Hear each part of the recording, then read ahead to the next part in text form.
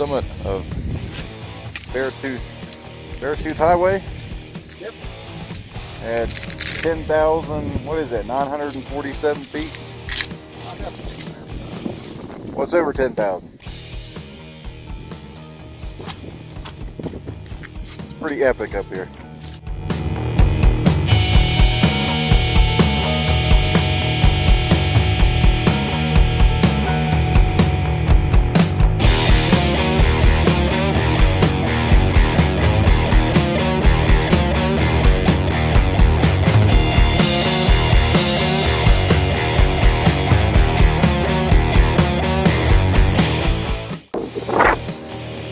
Pretty epic. Yep.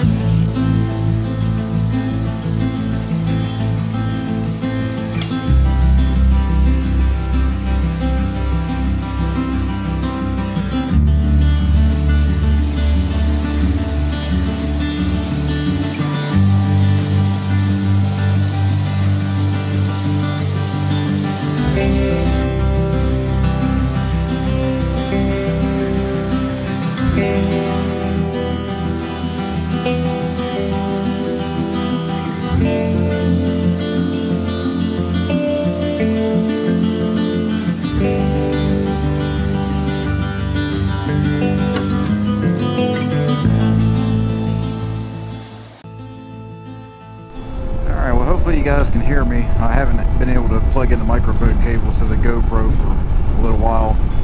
Last night we got to, pretty much when we got to Yellowstone, it started raining pretty good, and by the end of the night it was pretty miserable. We had some really cold temperatures, pouring down the rain. We even had some hail before we got to our hotel, and we woke up this morning hoping things would be a little bit better, and it was actually raining when we left on the bikes this morning, which is day 5 of the trip and day 2 on the bikes. But luckily, after we got done with Beartooth Pass, the weather, as you can see, has just gotten a lot better. It's beautiful out here right now.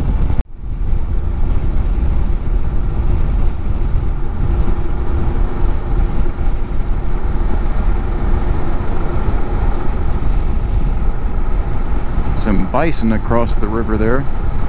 Bison, buffalo, I'm actually not sure which it is. So today's plan is to make our way south all the way down through Yellowstone, down to the Tetons, and hopefully find a camping spot in the Tetons. But honestly, we're not sure because it's already about 3 o'clock. We're running a bit late, and the problem with this area is if you get into a campsite late, everything's full. So we may have a pretty big problem tonight finding a campsite, but we'll see. Unfortunately, we're not really going to be able to stop and see much in Yellowstone. We just simply don't have the days. We just have to get the distance done. Yellowstone is definitely worth seeing, but you're not going to see it in a day. You're not going to see it in 2 days. You really need to dedicate some time to this area. One of the interesting things about Yellowstone is how different their terrain is.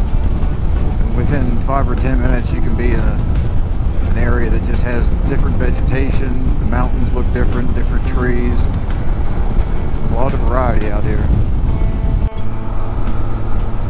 Well, and there's a good example of what I meant when I said the terrain can change within a few minutes. That is pretty cool. And this is the other thing you have to watch out for. People are stopped everywhere. Our plan today is to make it as far south in Yellowstone as we can. The problem is, Yellowstone is, well, it's massive. And as you can imagine, there's a lot of traffic. It's the #1 most visited state park or national park in the US. So you can't make good time getting through this park. Wouldn't be a huge issue except for the fact that some of the campgrounds fill up as early as 9 o'clock in the morning. So our main concern right now is basically where we're going to camp tonight. We're going about 5 miles an hour. One of the problems with Yellowstone we're noticing is there's some wildlife here and there and plenty of things to see. Well, you get a couple cars pulled off with people outside their cars looking at something, and everyone else on the road slows down to almost a complete stop to see what those other people are looking at.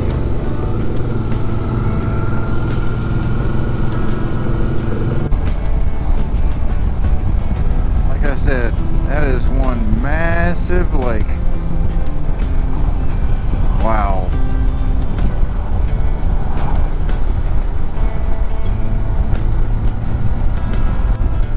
Did I mention that this lake is massive?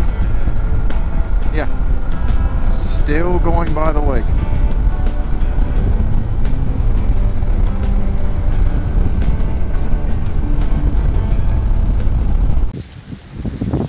Just taking a little break here and somewhere in Yellowstone, about maybe halfway down. This lake is absolutely massive.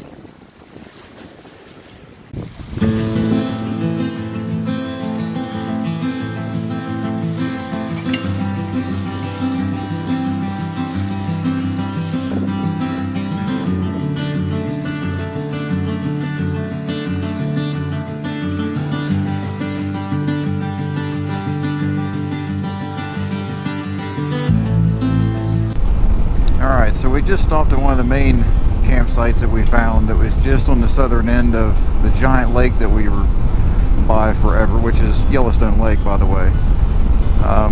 They said they had camp spots open, but they were pretty sure the lower lake, which is called Lewis Lake down here, it had camp spots open also, but it's first come, first served, no reservations and all that. So it's about 10 till 6, so we think we can get down there in time to get a spot. We just got here to Lewis Lake, so now we just got to find the campground, and I hope it's not completely booked up. Alright, so we're camped down by Lewis Lake. There's a few camping spots open here. They're laid out very strange. There's your typical pole out in front of the camp spot, but to show if it's taken or not, but picnic tables and the place to put your tents kind of scattered about. Oh well, good enough. We just need a place to stay for the night. So problem is the mosquitoes are absolutely dreadful out here.